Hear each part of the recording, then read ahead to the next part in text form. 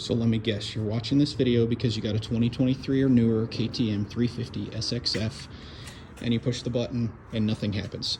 Deader than a doornail. You think the battery's dead. You check the battery. Okay, it's not the battery. Battery's fine. Battery's full. You replace the battery anyway because you're an idiot. Okay, then you come up here. You take the number plate off. You check this little connector. You put some dielectric grease in there on the connections. Okay, you want to get some of this. You want to get some of that. Okay, get some of that.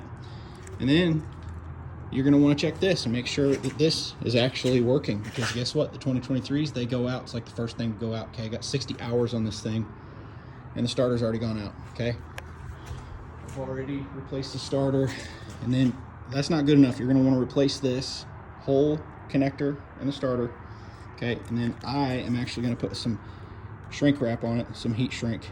All right, I'm going to put that on there, and that will weather seal it. Okay, you don't want dirt, dust, and grime getting up in there. Okay, that will fix your starting problems. Maybe it also might be the little fuel filter guy right here. Okay, you push this little tab, you pull this out right here. Okay, that fuel filter, that gets really clogged really easily. Okay, so there you go. Those are some things you can do in your garage, in your own little area, before you take it to the KTM dealership. Hope that helps.